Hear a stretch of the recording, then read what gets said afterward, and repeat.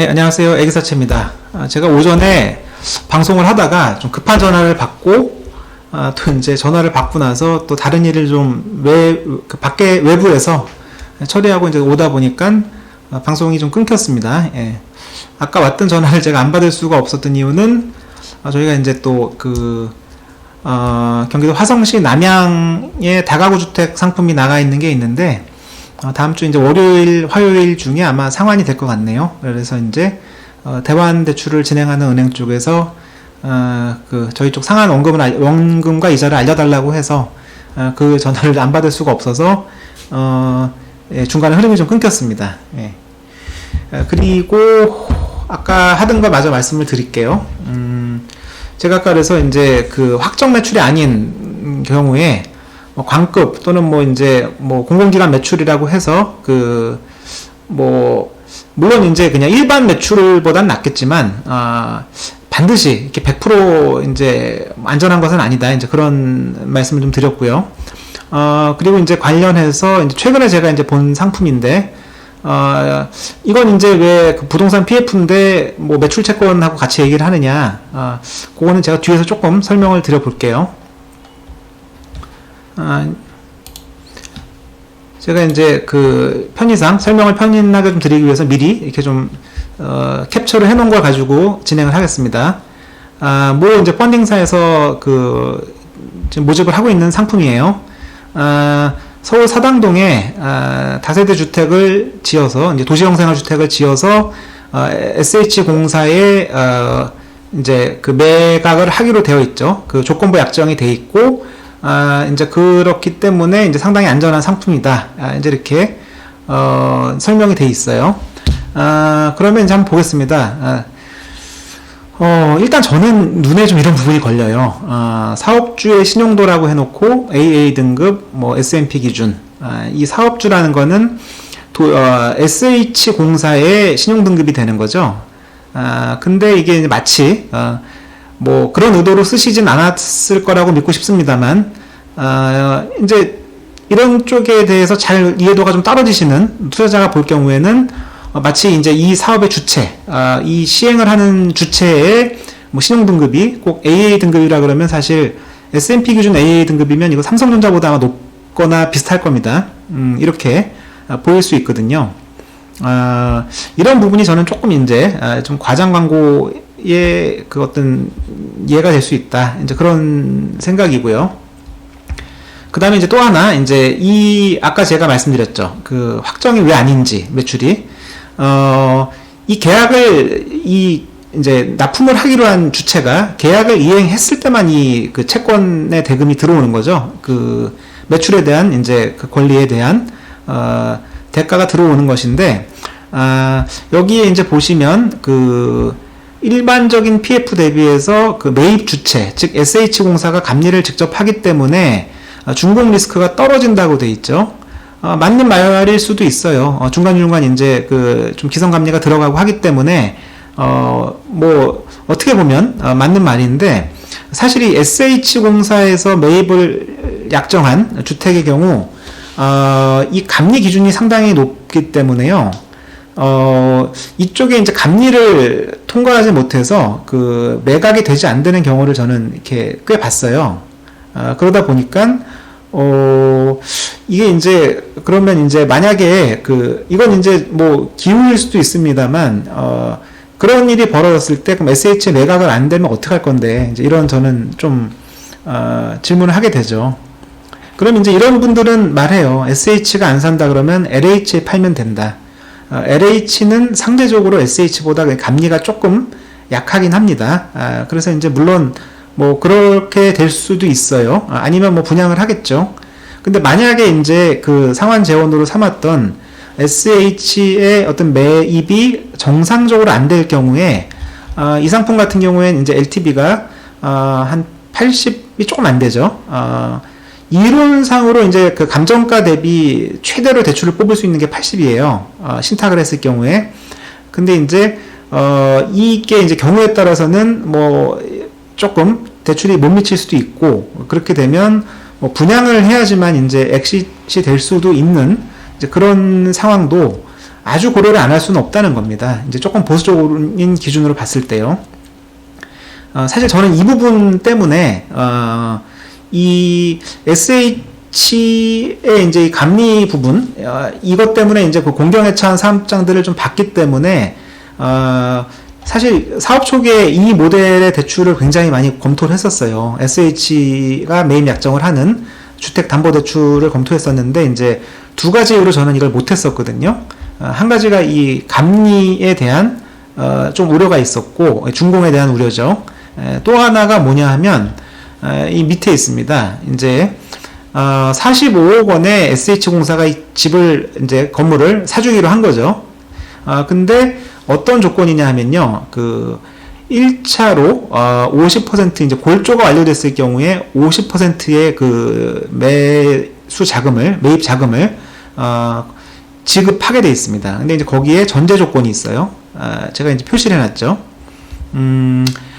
매수인을 채권자라는 채권 채거액을 약정금의 120%로 하는 1순위 근저당권 및 지상권을 설정하여야 한다라는 게 붙어 있죠. 이것 때문에 저는 사실 그 SH공사 그 관련 현장들의 대출을 하지 못했었어요.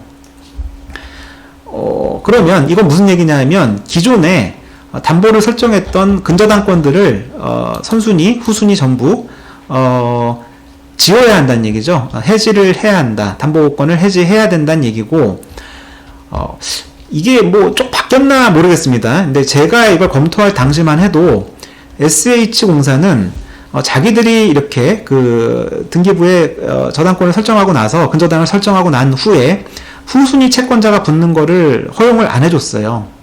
그러다 보니까 상품의 성격이 바뀌게 되죠. 만약에 제가 알고 있는 게 맞다 그러면 상품의 성격이 바뀌게 되죠.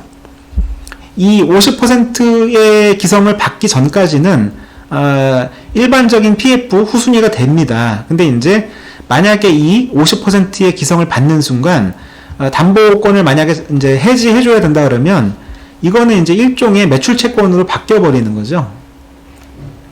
그 SH공사에 대한 미확정 매출, 아까 제가 확정과 미확정의 기준, 제가 보는 기준을 좀 설명드렸었죠.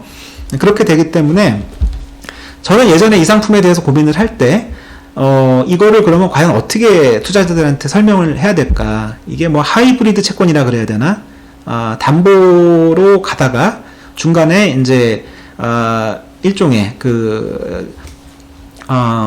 이제 그 매출 담보로 이제 변경이 되는 건데 이런 부분을 저는 투자자들한테 이제 그 설명을 할 자신이 없었어요. 그럼 이걸 과연 이해를 하실까? 이제 그랬는데 이런 부분에 대한 그 설명이 조금 빠져 있다는 느낌을 저는 받습니다. 제가 알고 있는 한 이제 그렇고요. 그리고 그렇죠. 예. 그런 문제가 있기 때문에 저는 그래서 이제 나중에 이 상품을 사실 그 선순위로 이거를 진행하게 되면 이렇게 선순위 후순위가 아니고 이제 단일 채권자가 하나의 채권으로 이걸 들어가게 되면 사실 이 50%를 중간에 지급받지 않고 준공을 한 다음에 이제 그 전체 그냥 한 번에 대금을 받을 수 있어요. 이제 그런 쪽으로도 상품화를 이제 고민한 회사가 있었습니다. 예.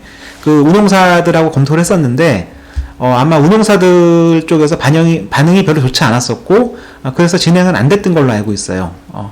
저는 이제 그렇게 이 상품에 대해서 이해를 하기 때문에 조금 이제 투자자들에게 정확한 그 상품의 특성이 전달이 좀 안 됐다라는 느낌을 받고요. 그 다음에 관련해서 이왕 얘기가 나온 김에 이 이제 상품을 팔았던 회사가 이제 과거에 이제 판매했던 상품인데 사실 상환은 됐어요. 근데 이제 이게 제가 이 상품에 대한 설명에도 저는 사실 조금 못마땅한 부분이 많이 있었어요. 그래서 그것도 같이 한번 이제 말씀을 드릴게요. 서울 신대방동에 이제 수익형 건물이죠. 다중주택을 짓는 프로젝트에 대한 거였는데 이 다중주택이 뭐냐 하면 다가구랑 비슷하게 보시면 돼요. 그 세대별로 다세대 주택은 세대별로 이제 구분해서 등기가 나는데 이 다중주택은 하나의 토지 건물로 이제 등기가 이제 토지 하나, 건물 하나 이렇게 나오기 때문에 대환 대출로 엑싯을 하기가 굉장히 어려운 구조입니다. 이게 이제 그 소액 임대차에 대한 그 공제, 반공제라 그러죠.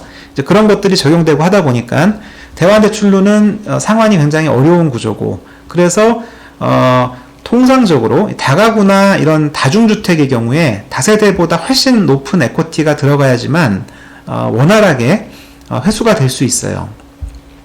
근데 이제 이 상품 같은 경우에 좀 특이하게 분명히 이제 그 2순위 수익권을 담보로 대출이 나간다고 표시가 되어 있는데 1순위, 그럼 선순위 대출 금액이 얼마인지 표시가 안 돼 있죠.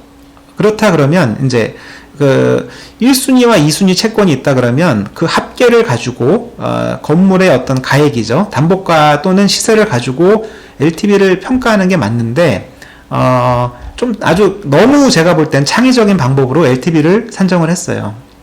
이 건물 전체가 원룸 30개짜리 건물입니다. 이제 전세, 5월 전세, 30개 원룸이 전부 다 전세가 들어왔다고 가정을 하고, 그거를 일종의 이제 뭐 분양 수입은 아니지만 일종의 이제 현금 유입으로 보고, 거기에 대해서 해당 펀딩사의 후순위 채권만을 가지고, LTV를 산정을 해서 45.87, 마치 굉장히 LTV가 낮은 것처럼 해서 판매를 했는데, 제가 볼 땐 좀 이거는 불안전 판매의 여지가 있다고 보여져요. 자, 이거를 만약에 정상적으로 풀어서 설명을 한다 그러면 아마 이렇게 저는 보고 있어요.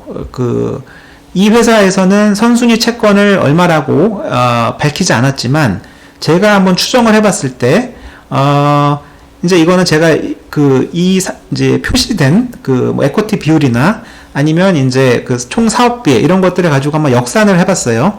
그럴 때 대략 한 15억 내외에 아마 선순위 대출이 나왔을 걸로 저는 예상을 합니다.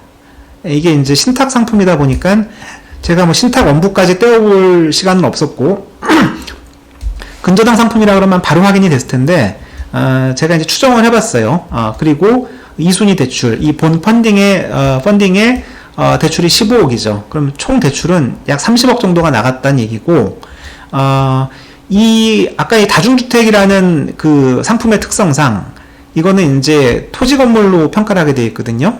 담보가를 평가하게 되면, 오히려 사업비, 총 사업비에도 미치지 못하는, 담보감정가가 나오게 되어 있습니다. 이제 구조적으로 그렇게 되어 있어요. 그렇게 해서 담보가 대비로 만약에 LTV를 산정했다 그러면 상당히 높게 나옵니다. 오히려 100%가 넘어가죠.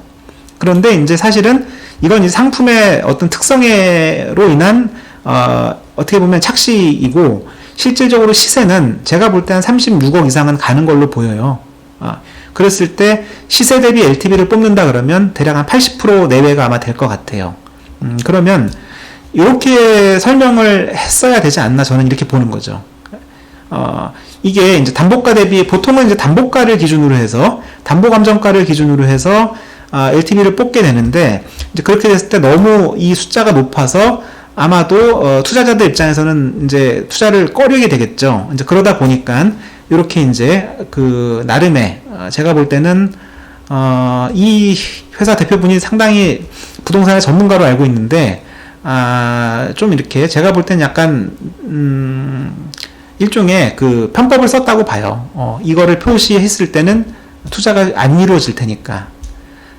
근데 사실 이 다중주택의 경우에 서울 시내 대부분 역세권에 지어지고 실제로 임대가 잘 되기 때문에 이걸 예를 들어서 저 같으면 전문 투자자나 법인 투자자들을 설득을 해서 아마 판매를 했을 것 같아요. LTV는 높지만 엑싯을 하는데 문제가 없다. 이제 이런 뭐 실제로 경매를 해도 상당히 높은 낙찰가가 나오거든요. 그렇게 해서 아마 판매를 하는 게 좀 정석이 아닐까 저는 그렇게 생각을 합니다. 예. 그래서 이제 오늘 이제 뭐 이제 관급 뭐 이제 이런 공공기관에 대한 어떤 매출 또는 이제 뭐 어떤 계약 이런 걸 담보로 한 상품에 있어서의 조금 그 과장 광고가 될 수 있는 그런 소지들이 있다. 이제 과대 포장될 수 있는 이제 소지가 있다는 말씀을 드렸고, 거기에 이제 덧붙여서 그 해당 회사가 예전에 판매했던 상품, 지금은 다 상환이 됐습니다만 이렇게 상품에 대한 설명을 하는 방식에는 제 기준으로는 조금 문제가 있다. 이제 그런 말씀을 드리고요. 뭐 여기에 대해서 예를 들어서 반박을 하신다 그러면 제가 또 충분히 검토를 하고, 제가 만약에 판단을 잘못했다 그러면 언제든지 거기에 대해서 인정을 하고 사과를 드리겠습니다. 예, 감사합니다.